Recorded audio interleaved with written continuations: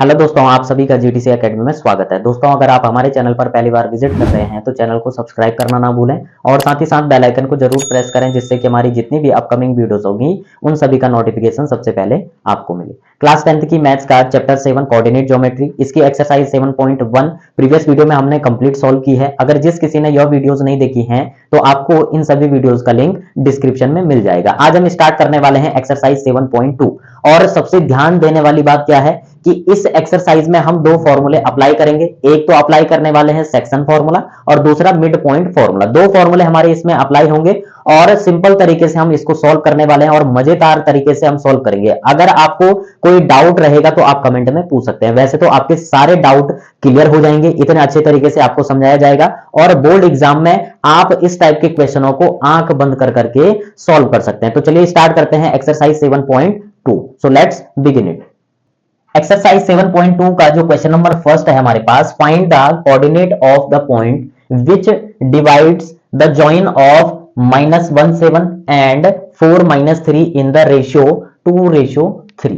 ठीक है, अब क्वेश्चन में क्या कह रहा है कि सिंपली हमारे पास हमको फाइंड करना है coordinate of the point which divide the join of, इन दो पॉइंटों को जो लाइन ज्वाइन कर रही है उसका रेशियो दे रखा है हमारे पास 2:3। तो सबसे पहले डायग्राम बनाते हैं, तभी आपको अच्छे से समझ में आएगा। क्वेश्चन में कह रहा है कि हमारे पास दो पॉइंट दे रखे हैं, इसको नाम दे देते हैं ए और बी नाम दे देते हैं। अब सिंपली ये जो लाइन है आपकी, ठीक है, इन दो लाइनों को, ठीक है, यहां पे क्या कह रहा है, find the coordinate of the point which divide the join of, यानी कि इस लाइन को डिवाइड कर रही है कोई थर्ड पॉइंट। ठीक है, सपोज यहां पर एक पॉइंट है P, ठीक है। अब ये जो P पॉइंट है यह इस लाइन को क्या कर रहा है, डिवाइड कर रहा है। A के कोऑर्डिनेट क्या दे रखे हैं हमारे पास, A के कोऑर्डिनेट दे रखे हैं हमारे पास ये -1 and 7 और B के कोऑर्डिनेट दे रखे हैं हमारे पास 4 and -3।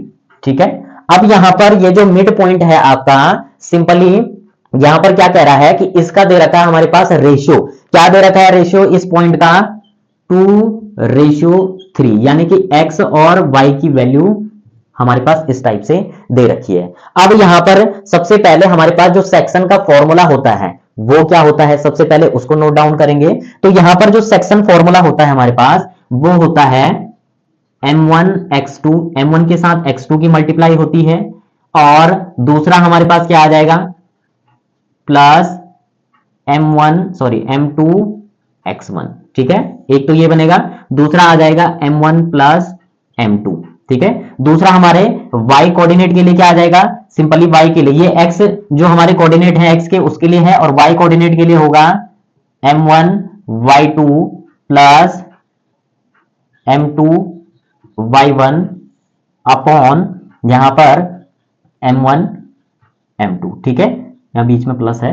अब ये दो फॉर्मूले हमारे इसमें अप्लाई होंगे, ये x कोऑर्डिनेट वालों के लिए और ये y कोऑर्डिनेट वालों के लिए हमको ये दे रखा है। अब हमारे पास a पॉइंट के दे रखे हैं, b के भी दे रखे हैं और p के लिए क्या हो जाएगा, xy हो जाएगा। ठीक है, तो यहां पर सबसे पहले हमारे पास यहां पर हमको किसके कोऑर्डिनेट फाइंड करने हैं, p के, यानी कि x और y के कोऑर्डिनेट हमको फाइंड करने हैं। तो वो यहां से फाइंड हो जाएंगे। सबसे पहले हम यहां पर m1 और m2 की वैल्यू लिख लेते हैं। तो जो m1 है हमारे पास उसकी वैल्यू क्या होगी और m2 की क्या होगी। m1 की वैल्यू क्या होगी हमारे पास, m1 की वैल्यू होगी 2 और m2 की होगी 3। यहां ले लेंगे 2 और ये आ जाएगा 3। ठीक है, इसी के साथ हमारे पास x1 और y1 की वैल्यू क्या हो जाएगी, x1 और y1 हमारे a के कोऑर्डिनेट हो जाएंगे -1 and 7 और दूसरा आएगा हमारे पास x2 y2, इसके कोऑर्डिनेट क्या होंगे हमारे पास, x2 y2 b के कोऑर्डिनेट हो जाएंगे हमारे पास 4 and -3।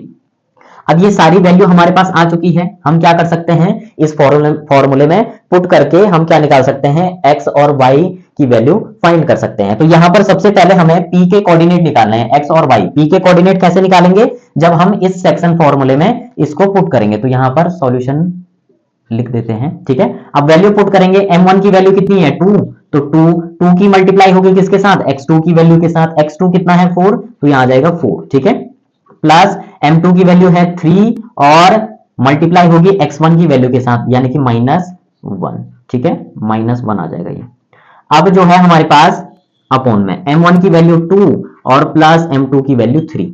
अब y के लिए करेंगे, m1 कितना है 2, y2 के कोऑर्डिनेट के साथ हमारे इसकी मल्टीप्लाई हो जाएगी, प्लस m2 कितना है 3, और यहां पर y1 के कोऑर्डिनेट क्या है 7, तो यहां आ जाएगा 7, ठीक है, अपॉन में m1 यानी कि 2 प्लस m2 यानी कि 3, ठीक है, ये आ जाएगा हमारे पास फॉर्मूला। अब यहां पर इसको सॉल्व करेंगे तो 2 की मल्टीप्लाई 4 के साथ होगी, तो यहां पर 2 4 जाए 8, प्लस माइनस का माइनस आएगा और 3 1 जा 3 आएगा, ऐड कर देंगे तो 5 आएगा। अब इधर सॉल्व करेंगे 2 3 जा 6, माइनस है साथ में तो माइनस का 6 आ जाएगा, प्लस 3 7 जा 21 और अपॉन में 5, ठीक है। अब आगे सॉल्व करेंगे, इसको माइनस करेंगे तो 5 अपॉन में क्या है 5, दूसरा क्या आ जाएगा प्लस माइनस का माइनस होगा, 21 में से 6 माइनस करोगे तो ये आ जाएगा 15, ठीक है, अपॉन में 5।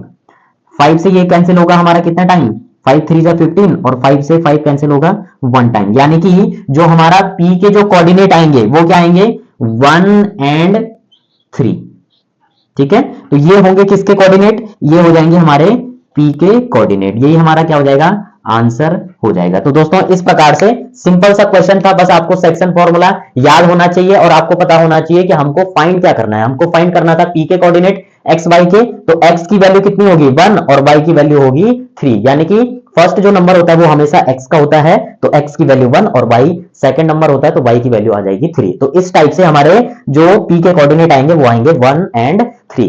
अब बढ़ते हैं हम इस एक्सरसाइज के नेक्स्ट क्वेश्चन की तरफ। क्वेश्चन नंबर सेकंड है हमारे पास, find the coordinate of the points of trisection of the line segment joining 4 -1 and -2 -3, ठीक है। क्वेश्चन में क्या कह रहा है कि सिंपली फाइंड द कोऑर्डिनेट, आपको कोऑर्डिनेट फाइंड करने हैं of the points of trisection, यानी कि 3 सेक्शन। ट्राइसेक्शन को समझेंगे सबसे पहले, ट्राइसेक्शन होता क्या है, यानी कि किसी लाइन में अगर 3 सेक्शन है तो उसको बोलते हैं ट्राइसेक्शन ऑफ द लाइन, ठीक है। अब यहां पर वो जो लाइन सेगमेंट है वो ज्वाइन कर रहे हैं इन 2 पॉइंटों को, तो सबसे पहले 2 पॉइंट हम क्या करेंगे यहां पर कंसीडर करेंगे। तो यहां पर सबसे पहले हमारे पास क्वेश्चन में क्या बोल रहा है, सपोज ये कोई पॉइंट है, इसको नाम दे देते हैं A, इसको नाम दे देते हैं B, ठीक है, ये कोई लाइन है। अब इस लाइन को ट्राई सेक्शन में कन्वर्ट करने के लिए क्या करेंगे हम, 2 पॉइंट आपको और यहां पर रिप्रेजेंट करने पड़ेंगे, इनको नेमिंग दे देते हैं P एंड Q। अब ट्राई सेक्शन का मतलब क्या समझे आप, यानी कि किसी लाइन में 3 पार्ट, ठीक है, 3 सेक्शन, एक सेक्शन ये वाला हो जाएगा, दूसरा सेक्शन आपका यहां से यहां तक और तीसरा सेक्शन यहां से यहां तक, तो इसको बोलेंगे 3 सेक्शन बन रहे हैं। 3 सेक्शन का मतलब है कि ट्राई सेक्शन, ठीक है, अलग अलग पार्ट हो जाएंगे, इसके 3 पार्ट हो जाएंगे। अब क्वेश्चन में बोल रहा है कि ए के कोऑर्डिनेट तो आपको दे रखे हैं, क्या दे रखा है, पहला दे रखा है 4 एंड -1, ठीक है, ये आपको निकालना है, ये भी आपको निकालना है, ठीक है, ये दोनों आपको फाइंड करना है। और बी के कोऑर्डिनेट दे रखे हैं -2 एंड यहां पर आ जाएगा -3, ठीक है। अब यहां पर आप कंफ्यूज हो रहे होंगे कि हम इनके कोऑर्डिनेट कैसे निकालेंगे जब हमारे पास रेशियो दे ही नहीं रखा है। तो बच्चे बिल्कुल भी घबराए नहीं, हम हैं आपको अच्छे से समझाने के लिए। इनका सेक्शन का जो रेशियो है वो आप कैसे फाइंड करेंगे, देखिए अगर हम पी सेक्शन तक के निकालते हैं, सपोज ये पूरी लाइन है ए बी, ठीक है, ये ए और बी है, ठीक है।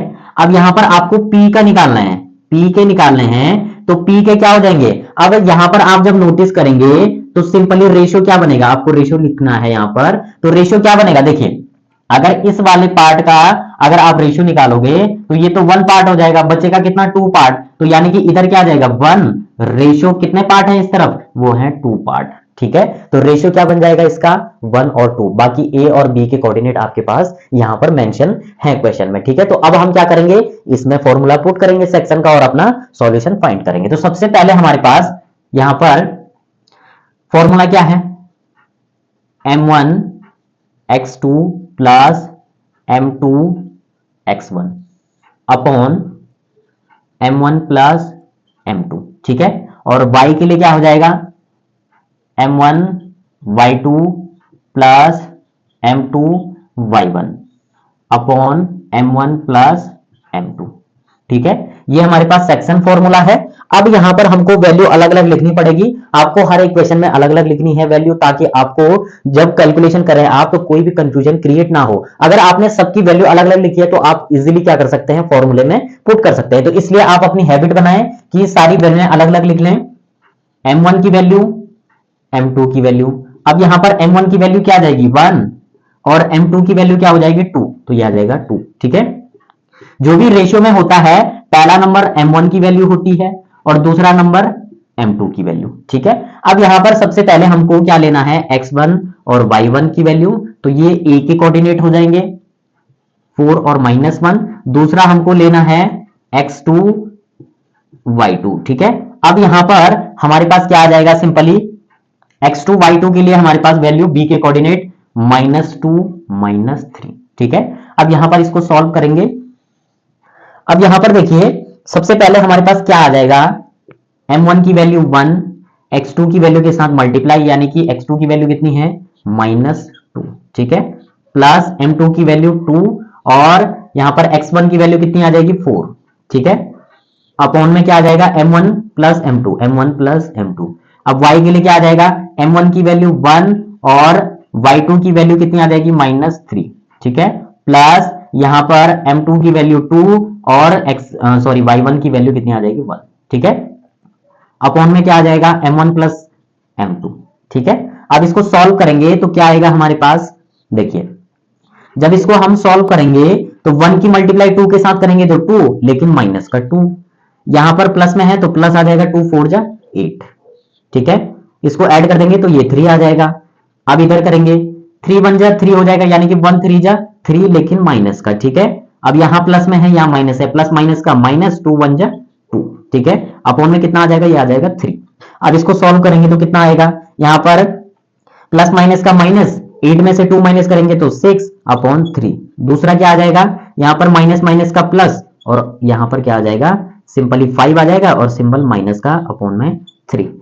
इस 3 से 6 हमारा कैंसिल हो सकता है 2 टाइम्स, तो दैट मीन्स हमारे पास जो कोऑर्डिनेट आएंगे, एक तो आएगा 2 और दूसरा क्या आ जाएगा -5 अपॉन 3। ठीक है, तो ये जो कोऑर्डिनेट होंगे ये किसके कोऑर्डिनेट होंगे, ये होंगे हमारे p के कोऑर्डिनेट। किसके कोऑर्डिनेट, p के कोऑर्डिनेट। अब आपको क्या फाइंड करना है, आपको फाइंड करना है q के कोऑर्डिनेट। तो q के लिए बनाएंगे, यहां पर q के लिए हमारे पास रेशियो क्या बनेगा, यहां पर सिंपली AB ये लाइन है हमारी।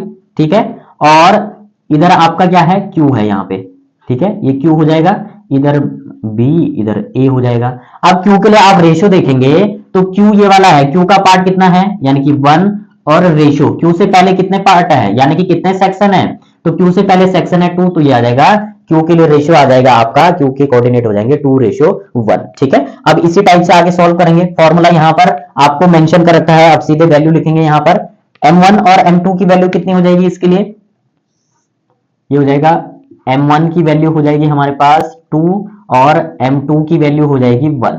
दूसरा x1 y1 की वैल्यू चाहिए हमें। ठीक है, तो वो a और उसके कोऑर्डिनेट हो जाएंगे, तो क्या हो जाएंगे 4 और -1 और x2 y2। ठीक है, ये वैल्यू तो चेंज नहीं होगी, सेम ही रहेगी, तो इसके लिए क्या आ जाएगा -2 एंड -3।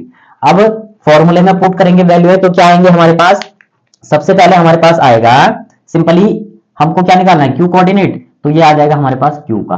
ठीक है, ये q के लिए आ जाएगा और ये p के लिए। ठीक है, अब यहां पर सिंपली हम क्या करेंगे, यहां सॉल्यूशन भी लिख लेते हैं ये। ठीक है, अब q के लिए हमारे पास m1 की वैल्यू कितनी होगी, वो है 2, तो यहां 2 और x2 कितना हो जाएगा -2, प्लस m2 कितना है 1 और x1 है 4। ठीक है, अपॉन में m1 प्लस m2 यानी कि 2 प्लस 1 हो जाएगा। अब y के लिए आएगा यहां पर, तो यहां पर m1 और x2 कितना हो जाएगा -3 एंड प्लस m2 1 हो जाएगा और y1 कितना हो जाएगा -1 अपॉन में 2 प्लस 1। ठीक है, ये हमारे पास फॉर्मूला है, तो ऐसे कर देंगे। ठीक है, इज इक्वल टू थोड़ा सा इधर लगा लेते हैं, ये ले लीजिए। अब अच्छे से आ गया है आपका। अब इसको सॉल्व करेंगे, 2 की मल्टीप्लाई 2 के साथ 4, यहां माइनस है तो माइनस हो जाएगा, प्लस 1 4 जा 4 ही आएगा, इसको ऐड कर देंगे तो 3 आ जाएगा। अब यहां पर देखिए 2 3 जा 6, माइनस में है तो माइनस लग जाएगा, यहां प्लस में है या माइनस में है तो प्लस माइनस का माइनस, 1 1 जा 1, और इसको ऐड कर देंगे तो कितना आ जाएगा, ये आ जाएगा आपका 3। ठीक है, अब इसको आगे सॉल्व करेंगे तो क्या आएगा, प्लस माइनस का माइनस यानी कि 0/3 हो जाएगा, और इधर क्या हो जाएगा, माइनस माइनस का प्लस हो जाएगा यानी कि माइनस का 7/3। 6 में 1 ऐड करेंगे तो 7 और सिंबल बड़े डिजिट का, यानी कि दो कोऑर्डिनेट आए।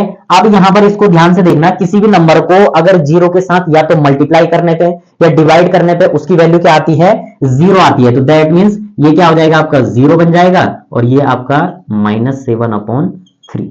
यानी कि क्यू के कोऑर्डिनेट क्या आएंगे हमारे पास, क्यू के जो कोऑर्डिनेट होंगे वो आएंगे 0 एंड -7/3, ये हो जाएंगे क्यू के कोऑर्डिनेट। तो यही क्या हो जाएगा, आपका आंसर हो जाएगा। ठीक है, और ये है आपके पी के कोऑर्डिनेट। तो इस टाइप से जो क्वेश्चन नंबर सेकंड था एक्सरसाइज 7.2 का, इसमें हमने सेक्शन फॉर्मूले का यूज किया है और अच्छे तरीके से आपको करवाया है, एक एक वैल्यू अलग अलग करके आपको लिख करके बताया है कि ताकि कोई भी डाउट, कोई भी कंफ्यूजन आपके माइंड में ना रहे और आपका जो माइंड हो वो क्लियर हो और अच्छे तरीके से आप बोर्ड एग्जाम में इस टाइप के क्वेश्चनों को आंख बंद करके सॉल्व कर पाए। तो दोस्तों अगर आपको वीडियो अच्छी लगे तो वीडियो को लाइक और अपने कमेंट जरूर दें ताकि हमें पता चले कि आपके लिए वैल्यूएबल कितनी है हमारी वीडियो। अगर आपको वीडियो अच्छी लगे तो वीडियो अपने दोस्तों को भी शेयर करें और ज्यादा से ज्यादा संख्या में लाइक करें। मिलते हैं नेक्स्ट वीडियो में नए क्वेश्चनों के साथ, इसी जोश और एनर्जी के साथ। तब तक के लिए आप इन क्वेश्चनों की अच्छे तरीके से प्रैक्टिस करते रहें, क्योंकि विदाउट प्रैक्टिस आपके जो कॉन्सेप्ट हैं वो क्लियर नहीं होंगे। तो प्रैक्टिस मोस्ट इंपॉर्टेंट रोल होता है मैथ्स में। तो